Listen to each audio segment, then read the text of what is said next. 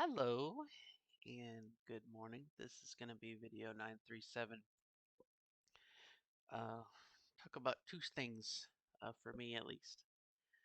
Uh, one being um, a realization that something's wrong, and then a realization that probably something's right. Um, Over the weekend, uh, I found out that my father is in the hospital. He was in a car accident, and the first phone call I got was from an emergency room nurse at about one o'clock in the morning, um, desperate to try and find anyone related to the patient that came in. And the police, she reached out. The police that took the accident, I guess the accident report and everything, they had the ability to look me up because I periodically will ask them to look in on my dad, make sure he's okay, a wellness visit. And the initial phone call was something like your father can't take care of himself. He can't, uh, you know, he doesn't know where he is. Um,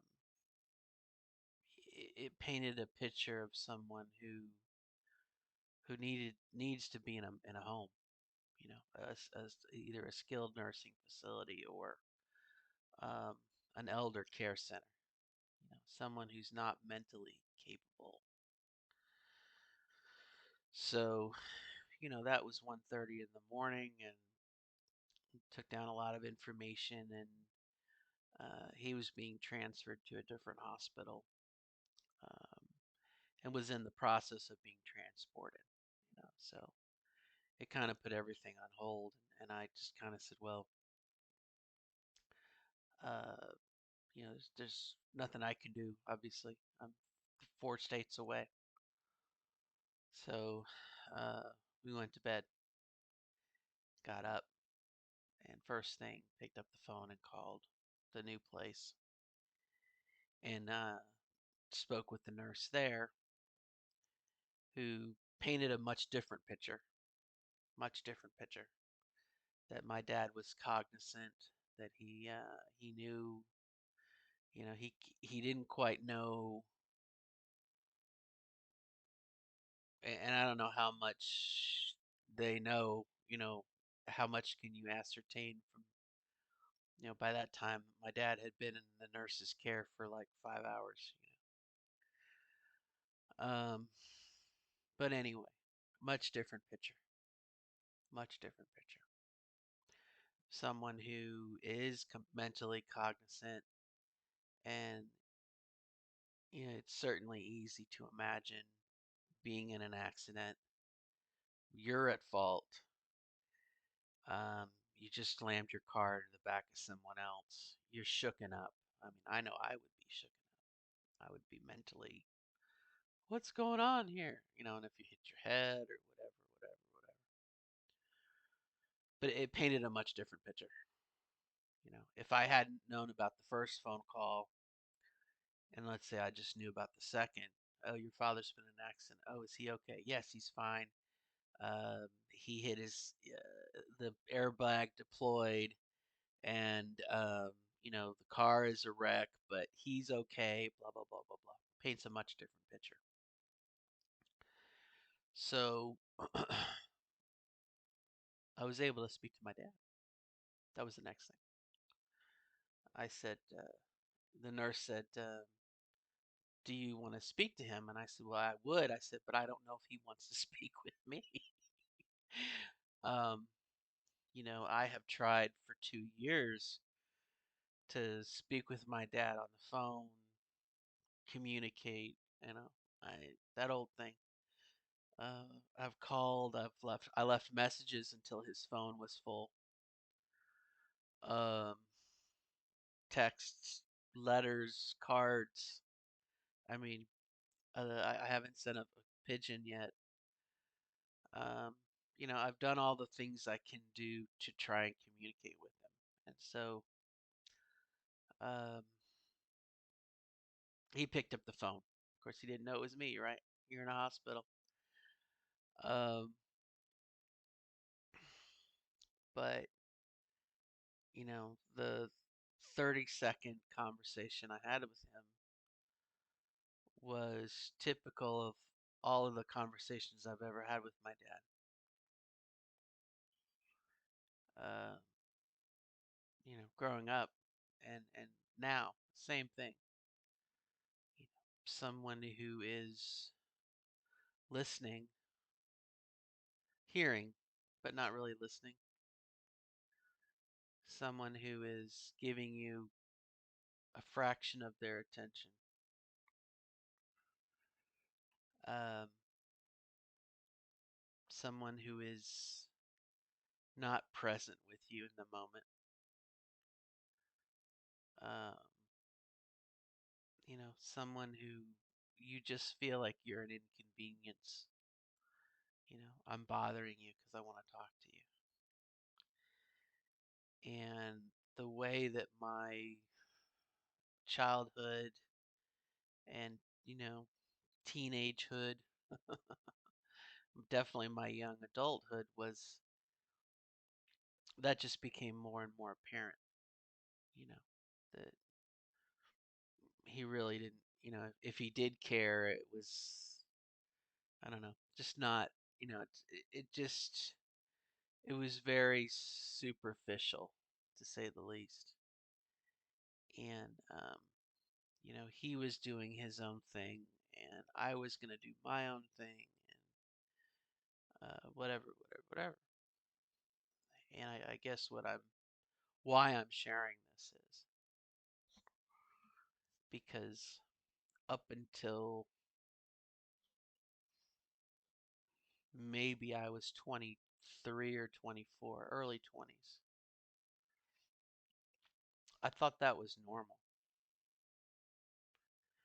In other words, I didn't like it. I didn't like that I didn't have a relationship with my dad. I didn't like I could tell growing up in scouts, other parents, um, they did stuff with their kids. You go camping and usually one of the assistant scout masters is a dad who's there for the weekend. And there were, there were dads in my troop, other children's dads, who were fathers to their children. I mean, they were the way I think it should be, or the way that it could be, the way that it should be. I'm not sure how to describe it, but a very natural, uh, a parent-child relationship that is wholesome, that is just. I mean, it's the way I think it should be, or it is, or should be. Um, you know, I didn't have that with my dad or my mom, but I knew it was possible, but I couldn't articulate it growing up, and so that kind of came to a head in my early college career. Obviously I had transgender stuff going on that reared its ugly head. Uh, you know, when I got out on my own and I could do what I kind of could dress the way I wanted, secretly in my dorm room. But the relationship, the family relationship, was just another facet of that to feel comfortable with your parent, that you could share, I'm not happy in my body, I'm transgender. Da, da, da, da, da. That's a kind of a whole other thing, but I guess the idea that something is not normal, and that was something that I realized in school. And I had a really good friend um, who uh, worked as a uh, not a guidance counselor, but um, I think they were working on their master's degree in psychology. And her and I had a lot of talks about life and stuff. Um, and she just said, she said there are some things in your life that are gonna show up as white flags, and there's some things in your life that are gonna be red flags. And they're problems people have, like, I got a flat tire. There are problems people have that are inconveniences. Um, she said, and then there are problems that you are not normal problems. They're not, I mean, something is wrong, you know. And I think that's where you kind of get the feeling of suicide. There's nothing you can do. You can't. The system is rigged, or you're beat, and you just want it to end. You want the suffering to end. So, um, where this comes into play again with my dad is that most of the people I know, and I mean most of the people that I know, I'd give it an 80-20, maybe even an 85-90, 85-15, okay, for the majority of people in America. Um, there is an expectation that the parent will take care of the child, and then at some point they switch roles. You know, the the adult child will take care of the ailing and aging parent. Um, that's the assumption. That is the normal route of things. You know, um,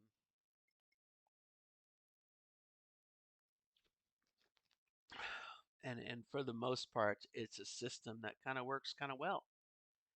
Um, you know, um, you just you, as a child, I think if you come out of it being a human being, you recognize the fact that your mom or your dad, or whoever you adopt as your parent, you know, they need help when they get older, and you're gonna be there and help them out. It's kind of the way of the system, you know.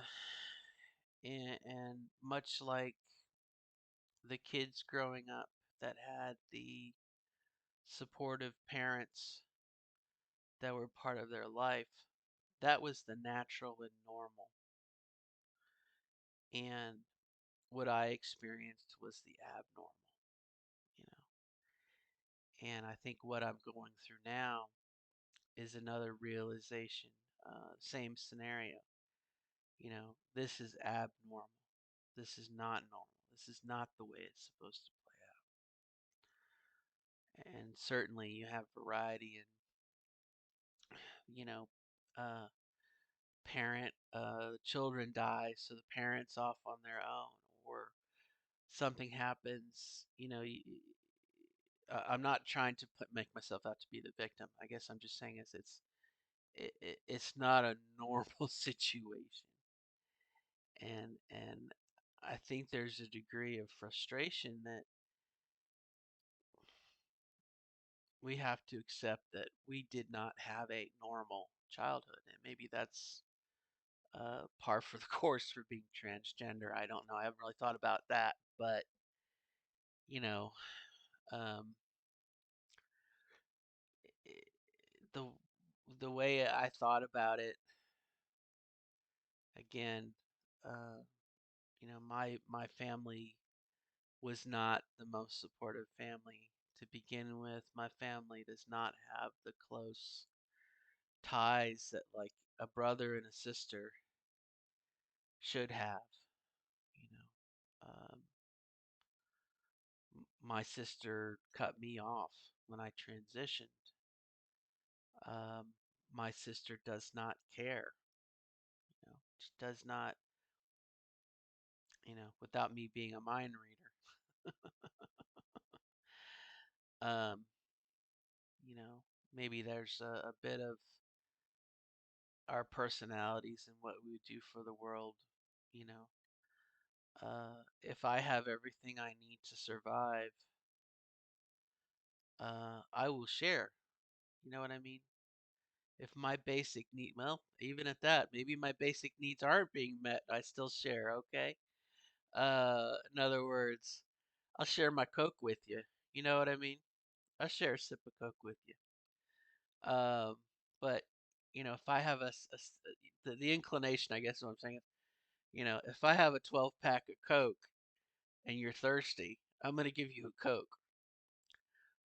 If I have a Coke and you're thirsty, I'm gonna give you a sip. You know what I'm saying? So it's like, uh, but there are people who feel like, well, this is mine. You can't have it because it's mine.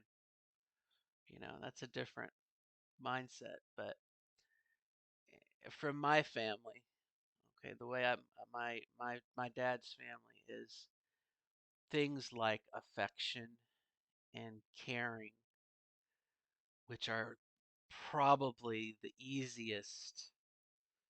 I mean, it doesn't cost you anything to be nice to someone else. It doesn't, you know what I'm saying? Like, it's something you can freely give. You know what I mean? But in my family, my dad's side of the family, those things are commodities to be traded and used as leverage. You know what I mean? And withheld. You know, and that's the way my dad. You know what I'm saying? So there's a history here. But what I'm getting at, I'm sorry, I'm driving at this point very slowly and not very well, is that when I called my dad and offered, what can I do to help? Blah blah blah blah blah blah. The response was, "I'm fine. I don't need you." Click. You know, and that's not normal. I mean, flat out, it's not normal. And there's a degree of happiness or release, I should say, in knowing that that's not normal. It was not normal for my dad to use my college as a manipulation tool to keep me from seeing my mother. Okay, my parents got divorced, and my dad basically said, you can't have both. I'm gonna either you're gonna go to college, and he was paying for it, or you're gonna do what I tell you to do, and basically say fuck you to your mom.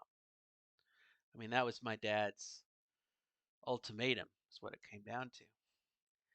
The realization that that is not normal. It's not right. It's not acceptable. It's not morale. It's not morality.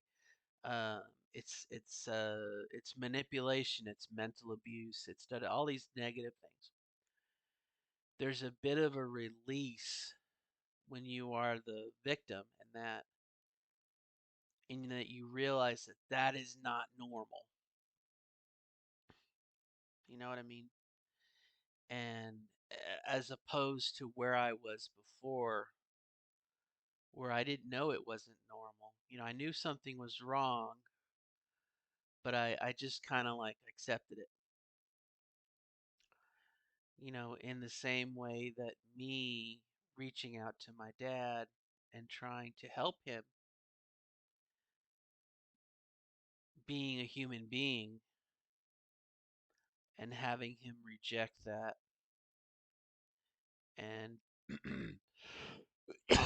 basically saying to me, fuck off, okay? To know that that is not normal. There is a bit of a release that comes from saying, okay, um, I did the best I could do, and this isn't a normal situation. Um, and that was something that when I was in college, and obviously I left college because I chose my mom over, you know, being manipulated. Um, but it's a situation that does not,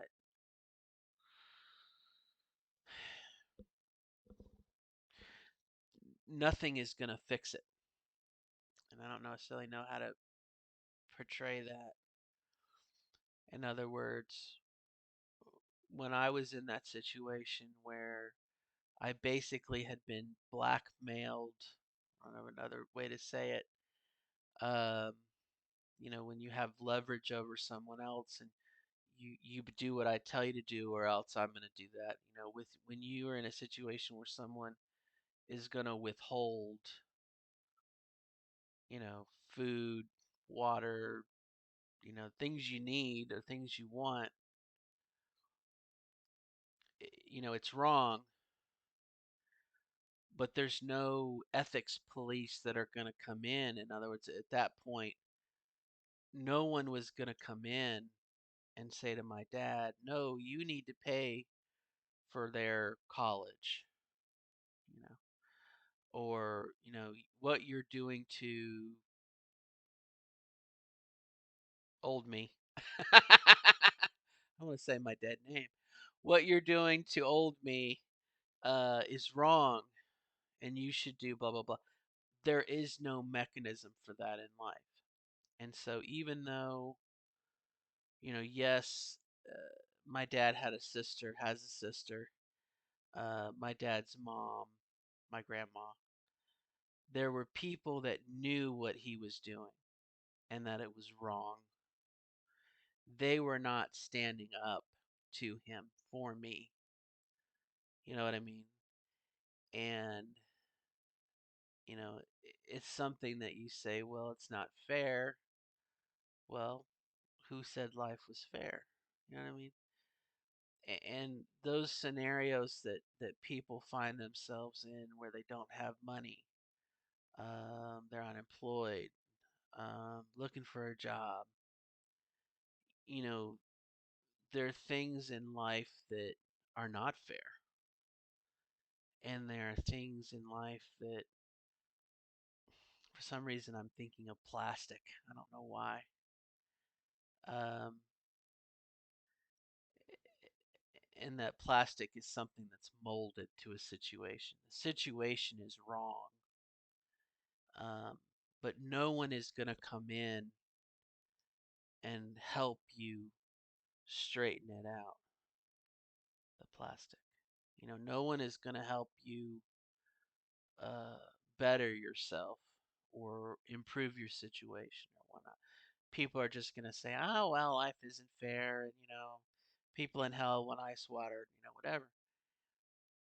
And I think mentally, where I'm at, and I realize we're going way the hell off topic, is, I tend to have more of a socialist, you know, I have more of a equality and an equity, you know, approach to if society is functioning, then we're addressing unemployment, housing, um,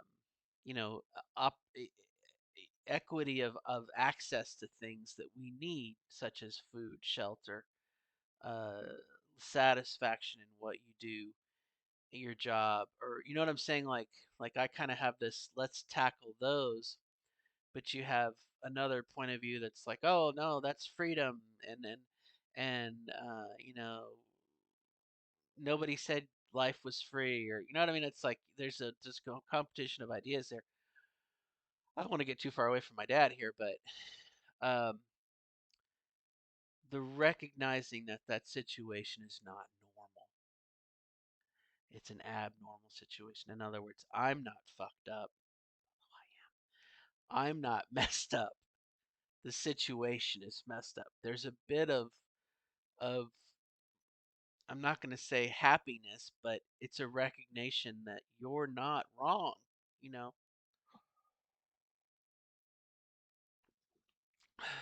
as a child, your parents should be giving you love and understanding. Your parents should be giving you compassion, should be encouraging you. You know, again, as a child, your parents are there to nurture, okay? Uh, by the same token, unfortunately, there's no one who's going to cry foul when they're not. You know, obviously, if your parent is physically abusive, uh, maybe mentally abusive, if there's signs of it, yes, your child protective services is going to come in. But, you know, that's sort of the suck of it, the suckage of it. And I can remember it took me a while to realize that when I was an engineering student at Georgia Tech, and you know, when I stopped playing ball the way my dad wanted me to, and I stood up for myself and I did the right thing, treating my mother as a human being. Um, the repercussion of that was that sucky situation, and no one was gonna come pull me out of it. And I can remember, you know, I got a piece of paper and I brainstormed out, well, you know, what do I do? You know, how do I continue going to school? And, you know, I asked my dad's mom, my grandma, could she help me out? You know, I had 2 years left of school. I think I needed at the time something like $24,000 to finish my degree. And, you know, could she help me with a little bit of it? Well, no, that's your problem, not my problem. Um, you know, so kind of as I realized, well, okay, if I want to do this, I've got to work and save, you know, or get a loan or something. You know, like I said, there was no one there to set things right. And I find the point that I'm finally getting to is that with my dad now, it's a situation where if he was to be, let's say, mentally incapacitated or put into a home or something, it's the same scenario that no one is going to come to my aid to get him what he needs. You know what I mean? And this is true. Uh, my dad's sister, she's about 4 years younger than he is. Okay, she's retired, self-sufficient, and lives about 4 hours from the hospital he's in right now. And I was able to reach out for her in the hopes that she would go visit him or help him or whatever. And she said no, she can't. She's too busy. Okay, she's retired. She's too busy. Um, now that's my dad's family. Okay, again, that love and affection is a commodity. Well, what are you going to do for me? Um, my sister, um, she doesn't work. She doesn't have a job. She's always had someone take care of her. Uh, she's married to a millionaire. They travel all over the world. They're always going to Colorado to ski and do stuff like that. She lives 2 hours away from him. 2 hour drive. She's not going to go visit him or check on him in the hospital. So it falls on me. I'm don't really have the means. I don't really have the time. I can't afford it. You know, and I'm by far the farthest away. I'm 4 states from where he's at. It's a 12-hour drive. Um, it's up to me to do it. You know what I mean? And so you kind of ask yourself, you know, but I would try and find the means. Okay, but for my dad to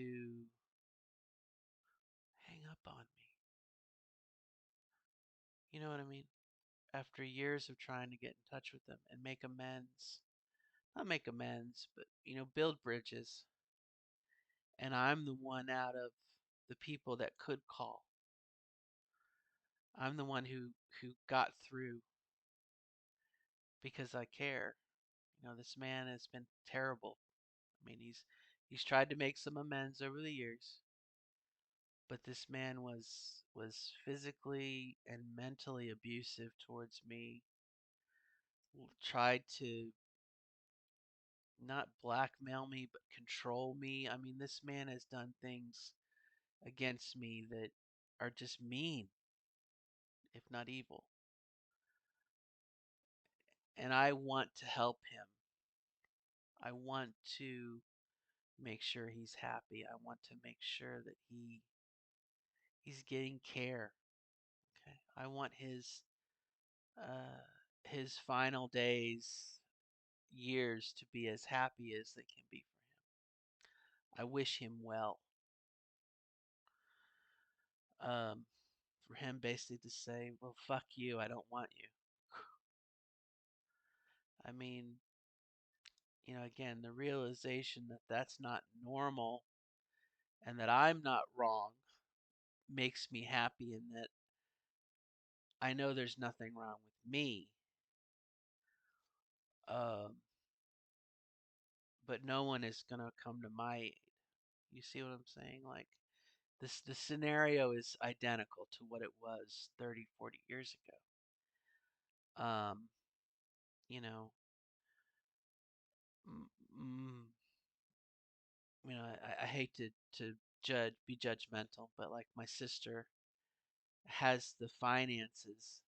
She could hire a nurse, an in-home nurse, to come visit him once a week. She wouldn't even have to see my dad. Like I said, she has the money. She's sitting on it. That's her life, okay? But it again, it makes me sick to my stomach thinking about it because it could be differently, but it's not, you know. And I guess where there's a point of growth is that I can look at myself and my daughter and I can try to be a better parent than what was done to me, you know. Uh, and we can hope that as a society that continues, hopefully if I'm good to my daughter and by chance she becomes a parent one day, she'll be good to her daughter. You know what I'm saying? Like hopefully going forward it gets better and better and better and better. Uh, but much like I said, being transgender and realizing there's nothing wrong with you. You are transgender. Um, and realizing that, yeah, uh, it sucks that I have to pay for my own transition. It sucks that, um, you know, I don't necessarily know if I have a point to that, but, uh, to know again that there's not something wrong with you. that can be liberating in of itself, you know.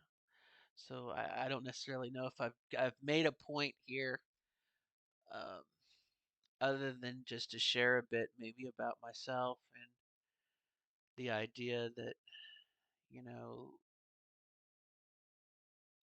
as bad as things can suck, at least we know that there's nothing wrong with us. You know, our feelings are legitimate. And unfortunately, you know, there people are like, well, it's just the way it is. And yeah, I mean, uh, maybe one day we'll live in a society that, um, you know, much like some of the other countries, the major countries of the world, where um, they're willing to help you as opposed to hurt you. You know, I said to my daughter this morning as we were kind of getting dressed, I said, you know, I'm not sure which is worse, the world that I grew up in, or kind of the world that exists right now. And that the world that I grew up in, um, you know, people didn't know about transgender. We really didn't have a name for it. If you went to a doctor and you know, oh well, you know, there's this obscure thing that I've read somewhat about, you know, gender being on a spectrum, and you know, you know, it was something benign that they didn't really know much about or talk about. You could get treated for. You know, that was my experience in my experience growing up, as opposed to the way that it is now, where you have politicians actively transgender. We got to eradicate. We have to wipe out this transgender. Like it's which is better. You know, kind of a quiet, but we don't really understand it. Here's a reference versus hate and dissension. You know, probably on average it's better today because you have parents that love their kids and they're willing to fight for their kids, and you know, da da da da da da. So it definitely is better, but uh, when growing up, I didn't feel like I had someone against me. You know, I didn't understand it. I was trying to understand it. Um, Whereas nowadays you have politicians and people being negative. So anyway, I think this has gone on too long, and I don't want to waste your time. Not too late. Um, but again, I think the takeaway from it is recognizing when a situation is not right, and it's not our fault. It's the way that it is, and luckily we have tools that we can, you know, it's not perfect, but again, the idea that there's nothing wrong with us. We're transgender, you know, and yeah, that comes with a lot of negatives and positives, but I mean, the release to know that you're not, you know, you're not a sinner. God's not trying to punish you. Uh, you know what I mean? To know that the way you are is valid, maybe is a better word. It's a valid situation. And you know, much like if you need glasses, you get glasses. If you have a cavity in your tooth, you get it filled. Um, you know, your transgender transition. You know what I mean? It's like, you know. Anyway, I'm gonna shut up. Good luck. We'll talk about the next one in another video. When this talked about being wrong, the next video will be about being right. Take care. Bye bye.